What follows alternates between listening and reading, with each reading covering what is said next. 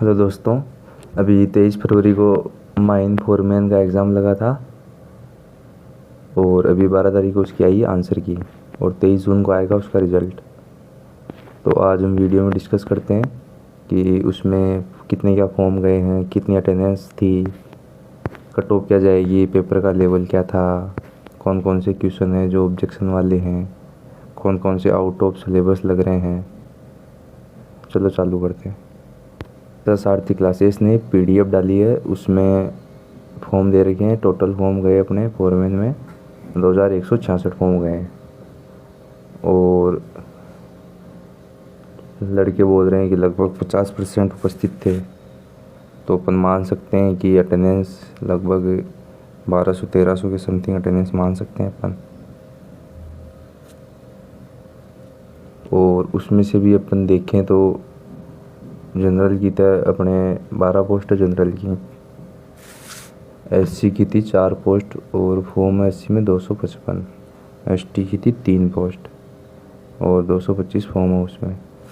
और OBC की है अपने 5 पोस्ट और फॉर्म गए OBC में 633। जैसे MBC की 1 पोस्ट है और EWS की थी 3 पोस्ट। और उसके अलावा ये स्पोर्ट पर्सन है 7 और ये सर्विस मैन है 5। तो लगभग 50 या 60% उपस्थिति थी। मेरे सेंटर पे आए थे लगभग 350 में से 80-85 जने आए थे मेरे सेंटर पे। तो अब हम डिस्कस करते हैं पेपर कैसा गया था पेपर। तो इसमें है अपने एक तो ये थर्ड क्वेश्चन है मस्कोवाइड बायोटाइट वाला। तो इसमें KM बांगड़ में बायोटाइट का दे रखा है MG, मतलब फॉर्मल में MG आएगा। तो D में आना चाहिए सेकंड और इधर किधर भी D में सेकंड दे नहीं रखा है। एक तो ये क्वेश्चन है। फिर एक है 7 नंबर का कंप्रेस एयर ड्रिल्स। अब ये जिन्होंने तुक्के लगाए हैं उनके तो सही हैं और जिसने ज़्यादा दिमाग लगाया उसकी गलत है। ये लाइट एंड मोर पोर्टेबल होती है। एक 8 नंबर का वाटर पोल्यूटेंट। तो इसमें देखा जाए तो जैसे ये CO2 है, SO2 और NO2 है, ये तीनों आ गई एयर पोल्यूशन में।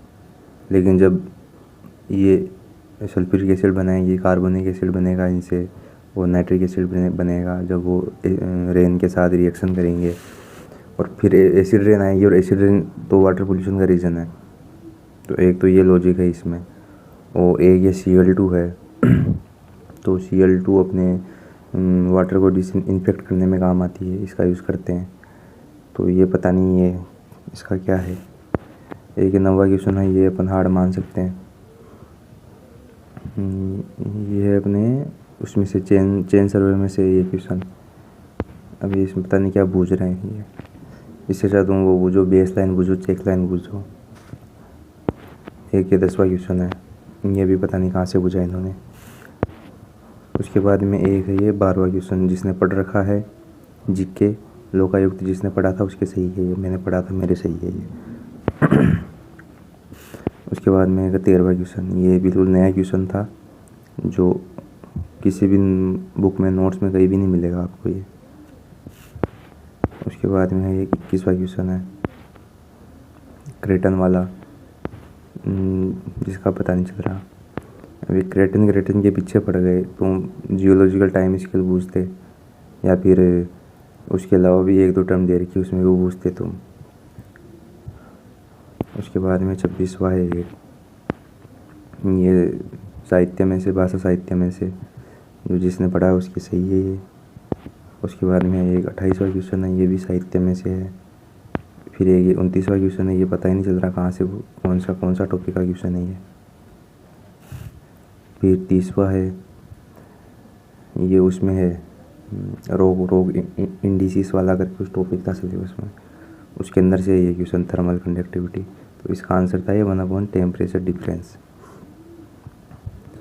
तो ये भी अपन मान सकते हैं थोड़ा बहुत लेवल का क्वेश्चन। उसके बाद में 31वां, अब ये ऑब्जेक्शन वाला क्वेश्चन है क्योंकि इसमें भी मल्टीपल आंसर है। कि जो अपने आंसर माना इन्होंने ये B ऑप्शन, ग्रेविमीटर मतलब इलेक्ट्रिक नहीं होता है। लेकिन जो अपने मॉडर्न ग्रेविमीटर है उनको देखें तो बहुत सारे हैं जो इलेक्ट्रिक भी होते हैं और इनका यूज़ ग्रेविटी के स्पेसिफिक ग्रेविटी के लिए भी करते हैं अपन। बाकी बुक में दे नहीं रखा है ये कैम बांगड़ में कहीं भी नहीं दे रखा, ग्रेविमीटर का वो दे रखा बस कि वो ग्रेविटेशनल डिफ्लेक्शन के लिए यूज़ करते हैं अपन। उसके बाद में है 36, ये भी थोड़ा बहुत हाँ था क्वेश्चन जिसने पढ़ा है। अब इसमें से तुम वो पूछते ग्लोनास पूछते, इंडिया का सेटेलाइट पूछते कौन सा फर्स्ट सेटेलाइट था, या फिर तुम उनकी हाइट पूछते कितनी चाहिए, एक वो कौन सा ट्रायंगुलेशन करके कुछ इसमें होता है, वो प्रिंसिपल होता है इसका, वो पूछते तुम। एक ये 38 है, ये भी सिलेबस में कहीं नहीं पढ़ा मैंने तो। उसके बाद में है एक